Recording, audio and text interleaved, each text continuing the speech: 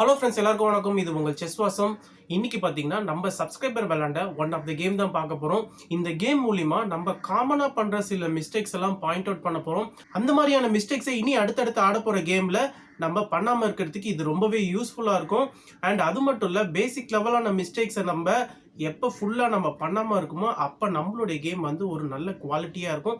நம்மளுடைய ஃபுல் ஃபோர்ஸில் நம்ம கேமை வந்து ப்ளே பண்ணலாம். சரி, இது ஒரு சின்ன மிஸ்டேக் பண்ண மற்ற எல்லாமே சூப்பராக ஆடிட்டு இருந்தேன், இந்த ஒரு மிஸ்டேக்னால கேமை வந்து கையை விட்டு போயிடுச்சு அப்படின்றது நிறைய பேர் சொல்லி நான் கேள்விப்பட்டிருக்கேன். ஸோ வாங்க நம்ம இமீடியட்டாக வீடியோக்குள்ளே போகலாம். இந்த வீடியோக்குள்ளே போகிறதுக்கு முன்னாடி நம்ம சேனலை இன்னும் யாரும் சப்ஸ்கிரைப் பண்ணலன்னா தயவு செஞ்சு சப்ஸ்கிரைப் பண்ணிக்கோங்க, ஓகேங்களா? இந்த கேம் பார்த்தீங்கன்னா நம்மளுடைய சப்ஸ்கிரைபர் கோகுலகிருஷ்ணன் chess.com பாட்டோட விளையாண்ட ஒன் ஆஃப் த கேம் தான், ஓகேங்களா? இதில் வந்து கோகுலகிருஷ்ணன் வந்து ஒயிட் பீசஸ் ஹேண்டில் பண்ணிட்டு இருக்காரு. கோகுலகிருஷ்ணன் வந்து E4 ஸ்டார்ட் பண்ணுறாரு, பிளாக் வந்து E5 ப்ளே பண்ணுறாரு, ஓகேங்களா? இப்போ நைட் F6 நைட் C6 இது வந்து நார்மலான கிங்ஸ் பான் ஓப்பனிங்லேயே வந்து கிங்ஸ் நைட் வேரியேஷன் தான். இப்போ வந்து D4 இது வந்து ஸ்காட்ச் கேம்னு சொல்லுவாங்க. இப்போ E takes D4. இந்த இடத்துல கோகுலகிருஷ்ணன் என்ன பண்ணுறாருன்னா நைட் எக்ஸ் D4 ப்ளே பண்ணுறாரு. நைட் எக்ஸ் D4க்கு அப்புறமா இந்த இடத்துல பிளாக் காமனாக ப்ளே பண்ணக்கூடிய மூவ்ஸ்ல என்னன்னு பார்த்தீங்கன்னா நீங்கள் வந்து பிஷப் C5 ப்ளே பண்ணலாம். அப்படி இல்லையா நீங்கள் உங்களுடைய நைட்டை வந்து F6க்கு கொண்டு வரலாம். உங்களுடைய டெவலப்மெண்ட்டை நோக்கி நீங்கள் போகலாம், ஓகேங்களா? ஸோ இந்த மாதிரியான மூவ்ஸ்லாம் நீங்கள் ப்ளே பண்ணீங்கன்னா நீங்கள் வந்து கேன்சல் பண்ணுறதுக்கும் ரெடியாக இருப்பீங்க. அண்ட் உங்களுடைய பொசிஷன் வந்து ஹெல்த்தியாகவும் இருக்கும். இந்த இடத்துல பிளாக் என்ன பண்ணிட்டாருன்னா ஓப்பனிங்லேயே அவருடைய குயின் எடுத்துட்டு வந்து H4ல போட்டுட்டாரு. நார்மலாகவே வந்து நம்ம குயினை ஓப்பனிங்லேயே கொண்டு வந்துட்டோம்னா நம்மளுடைய ஆப்பனன்ஸ் என்ன பண்ணுவாங்கன்னா, நல்ல ஆப்பனன்ஸாக இருந்தாங்கன்னா அவங்களுடைய பீஸை வந்து வேக வேகமாக டெவலப் பண்ணி நம்மளுடைய டெவலப்மெண்ட்டுக்கு முன்னாடி அவங்களுடைய டெவலப்மெண்ட்டை ஃபினிஷ் பண்ணிட்டு அதுலேருந்து பொசிஷனல் அட்வான்டேஜ் மூலிமா அவங்க வந்து கேமை வந்து டாமினேட் பண்ணுவாங்க. இந்த இடத்துல கோகுலகிருஷ்ணன் ஆக்சுவலாக என்ன ப்ளே பண்ணியிருக்காருன்னா நைட் டெக்ஸ் நைட் ப்ளே பண்ணியிருக்காரு. ஸோ நார்மலாக நிறைய பிளேயர்ஸ் என்ன பண்ணுவாங்கன்னா பீசஸை வந்து டக்குன்னு எக்ஸ்சேஞ்ச் பண்ணிடுவாங்க. இந்த இடத்துல பிளாக் வந்து பண்ண தப்பு வந்து அவருடைய குயினை வந்து ஓப்பனிங்லேயே கொண்டு வந்துட்டார்.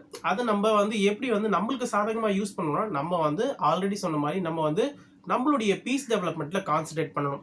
ஆக்சுவலாக இந்த இடத்துல வந்து நைட் C3 ப்ளே பண்ணலாம். நைட் C3 ப்ளே பண்ணோடனே பிளாக்கோடைய ஆக்சுவலான ஒரு நேச்சுரலான மூவ் என்னன்னு பார்த்தீங்கன்னா அவர் வந்து பிஷப் எடுத்துட்டு வந்து இந்த நைட்டை பின் பண்ணுவார்.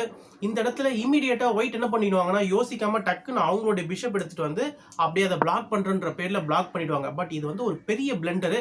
எதனாலன்னு கேட்டிங்கன்னா நைட் டெக்ஸ் நைட் வந்து பிளாக்கு அவைலபிளாக இருக்குது. ஒயிட் வந்து ஒரு ஃப்ரீயான நைட்டையே வந்து கொடுத்துட்டாரு. இந்த மாதிரியான மிஸ்டேக்கை நல்லா ப்ளே பண்ணக்கூடிய பிளேயர்ஸும் பண்ணுவாங்க. ஆக்சுவலாக சொல்ல போனோம்னா இந்த பின் வந்து ஒயிட்டுக்கு வந்து ஒரு பெரிய விஷயமே கிடையாது. அவங்க நார்மலாக வந்து பிஷப் E2 ப்ளே பண்ணலாம். இப்போ வந்து நான் ஹெல்த்தியான மூவ் என்னன்னு கேட்டிங்கன்னா நைட் C6 வந்து நீங்கள் ட்ரை பண்ணலாம். நைட் C6 ட்ரை பண்ணிட்டு உங்களுடைய பிஷப்பை வந்து E2ல போட்டுட்டு நீங்கள் வந்து கேன்சல் பண்ணலாம். அப்படி இல்லையா இந்த இடத்துல சில பிளேயர்ஸ் என்ன பண்ணுவாங்கன்னா நைட் எடுத்துட்டு வந்து B5ல போட்டு இங்கே வந்து ஒரு C7ல வந்து ஃபோர்க் வந்து த்ரெட்டன் பண்ணுவாங்க, ஓகேங்களா? சில பிளேயர்ஸ் என்ன பண்ணுவாங்க அவங்களுடைய குயினை திருப்பி குடுகுடுன்னு எடுத்துட்டு போயிட்டு D8லேயே போட்டுருவாங்க. நீங்கள் எதுக்கு குயினை கொண்டு வந்தீங்கன்னே தெரியல, திருப்பி குயின் எடுத்துட்டு வந்து D8லேயே போட்டுருவீங்க.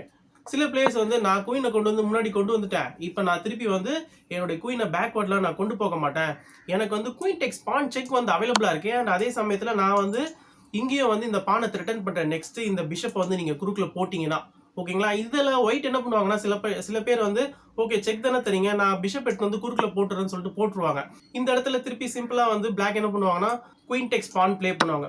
குயின் டெக்ஸ் பான் ப்ளே பண்ணிட்டாங்கன்னு வச்சுக்கோங்களேன், பிளாக் இந்த இடத்துல என்ன நினைப்பாங்க, நம்மளுக்கு வந்து இந்த இடத்துல C7 ஸ்கொயர்ல வந்து ஃபோர்க் வருது, அது இருந்தாலுமே நான் வந்து இந்த இடத்துல ரூக்கை வந்து த்ரெட்டன் பண்ணுறேன். ஸோ என்னுடைய த்ரெட்டன் தான் பார்த்தீங்கன்னா ரொம்ப பவர்ஃபுல்னு நினைப்பாங்க. இந்த இடத்துல சிம்பிளாக ஒயிட் என்ன பண்ணலாம்னா நைட் டெக் C7 செக் தரலாம். நைட் டெக் C7 செக்குக்கு அப்புறமா பிளாக் என்ன பண்ணுவார், கிங் D8 ப்ளே பண்ணுவார். கிங் D8 ப்ளே பண்ணதுக்கு அப்புறமா இப்போ ஒயிட் என்ன பண்ணுவார், ஓகே நம்மளுடைய இந்த ரூக் வந்து ஆபத்தில் இருக்கு, இந்த ரூக்கை நம்ம காப்பாற்றணும் அப்படின்னு சொல்லிட்டு அவருடைய ரூக்கை இங்கே சப்போஸ் சேஃப்கார்ட் பண்ணணும்னு நினைச்சாருன்னு வச்சுக்கோங்களேன், இந்த இடத்துல அவருடைய நைட் வந்து பறி போயிடும், ஓகேங்களா? இதை ரொம்ப பிகினர் லெவலான பிளேயர்ஸ் வந்து ரூக்கை காப்பாற்றலாம்னு சொல்லிட்டு பண்ணுவாங்க. பட் இந்த இடத்துல ஒயிட்டுக்கு வந்து வின்னிங்கான மூவ் என்னன்னு பார்த்தீங்கன்னா பிஷப் F3 ப்ளே பண்ணிக்கலாம். பிஷப் F3 மூலிமா நம்ம குயின் அட்டாக் பண்ணுறோம். என்னதான் நம்மளுடைய நைட் வந்து இங்கே அட்டாக்ல இருந்தாலுமே பிளாக் வந்து அவருடைய குயின் அட்டாக் தான் ரெஸ்பாண்ட் பண்ணி ஆகணும்.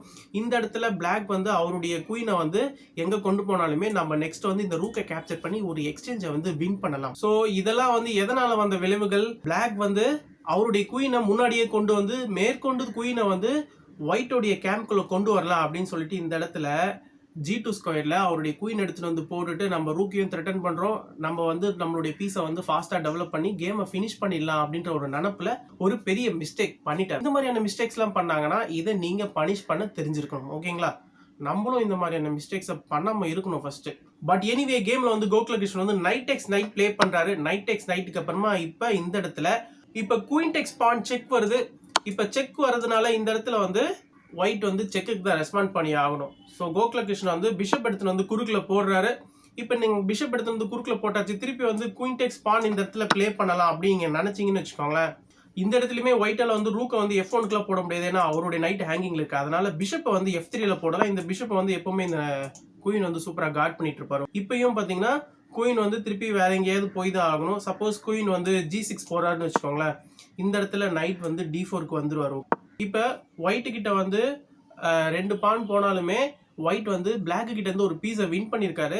அண்ட் ஒயிட்டோடைய பொசிஷன் பார்த்தீங்கன்னா இந்த இடத்துல இருந்து சாலிடாவே கண்டினியூ பண்ணலாம். ஸோ இதெல்லாம் நான் எதுக்காக சொல்றேன்னு பார்த்தீங்கன்னா, இந்த மாதிரியான பிகினர் லெவல் மிஸ்டேக்ஸை வந்து நீங்க பண்ணாம இருக்கணும். ஓகேங்களா, நம்ம ஜஸ்ட் கேமை மட்டும் அனலைஸ் பண்ணிட்டு போகாம நம்மளுக்கு சந்தர்ப்பம் கிடைக்கும் போது சில விஷயங்கள் எல்லாம் நம்ம வந்து சுட்டி காட்டணும்னா அது உங்களுக்குமே ஒரு நல்ல ஒரு யூஸ்ஃபுல்லான ஒரு விஷயமா இருக்கும். இப்ப குயின் டெக்ஸ் பான் செக்குக்கு அப்புறமா பிஷப்பை வச்சு பிளாக் பண்றாரு.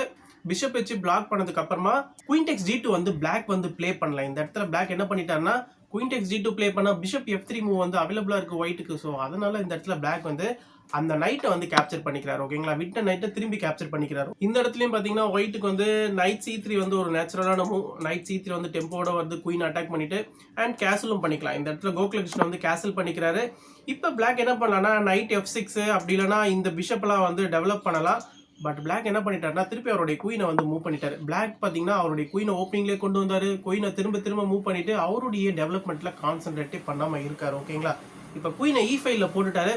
இந்த இடத்துல கோகுலகிருஷ்ணன் வந்து ஒரு நேச்சுரலான மூவ் தான் பிளே பண்றாரு. அவருடைய ரூக் எடுத்துட்டு வந்து E1ல போடுறாரு. எல்லாருமே ரூக் எடுத்துட்டு வந்து E1ல தான் போடுவாங்க, ஏன்னா குயினையும் கிங்கையும் வந்து இந்த ரூக் ஸ்கேன் பண்ணிட்டு இருக்கு. நெக்ஸ்ட் நம்ம இந்த பிஷப் வந்து ரிலீஸ் பண்ணிட்டோம்னா இப்ப பிளாக் என்ன பண்றாருன்னா அவருடைய பிஷப் எடுத்துட்டு வந்து ரூக் அட்டாக் பண்றாரு. இப்ப வந்து நம்ம குயினை வின் பண்ணிடலாம் அப்படின்னு நீங்க நினைச்சிட்டு உங்களுடைய பிஷப்பை வந்து விளக்க முடியாது, ஏன்னா இந்த ரூக் வந்து ஒயிட்டுக்கு வந்து போயிடும். ஓகேங்களா, அதனால இந்த இடத்துல கோகுலகிருஷ்ணன் வந்து சிம்பிளா அவருடைய பானை புஷ் பண்ணி இந்த பிஷப்பை வந்து விளக்குறாரு.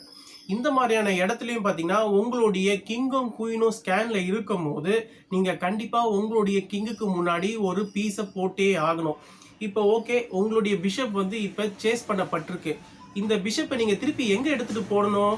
உங்களுடைய பிஷப்பை நீங்க E7ல தான் எடுத்து போடணும். இந்த கிங்குக்கும் குயினுக்கும் நடுவில் இருக்கிற பிஷப் தான் வந்து ஒரு டெட்லி அட்டாக்ல இருந்து குயினை காப்பாற்றும். இப்ப ஒயிட் என்னதான் அவருடைய பிஷப்பை விளக்குனாலும் இந்த குயினை வந்து ஒயிட்டால வின் பண்ண முடியாது. ஓகேங்களா, ஏன்னா இங்க பிஷப் வந்து கார்ட் பண்ணிட்டு இருக்காரு கிங்க. அதனால நம்ம வந்து தைரியமா குயின் D6 பிளே பண்ணிக்கலாம், இந்த மாதிரியான மூவ்ல பிளே பண்ணிக்கலாம்.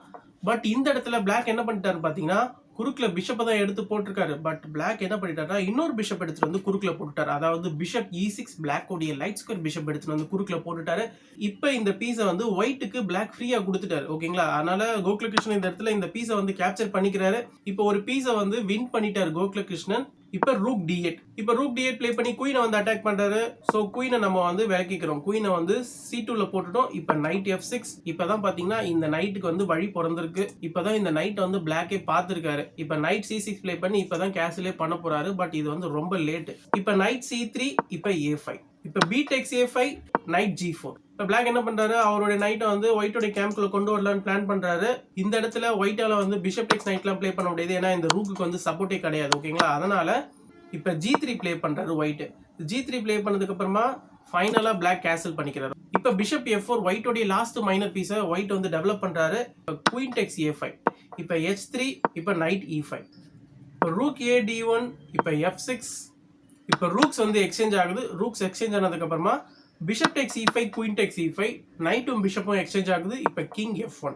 இப்போ என்னதான் பீசஸ்லாம் எக்ஸ்சேஞ்ச் ஆனாலுமே இது வந்து ஒயிட்டுக்கு தான் ஃபேவரா போய் முடியும், ஏன்னா ஒயிட்டுக்கு வந்து எக்ஸ்ட்ரா ஒரு பீஸ் இருக்கு. இந்த இடத்துல பிஷப் டெக்ஸ் H3 செக் வருது. இந்த பானை வந்து விட்டுட்டாரு ஒயிட்டு.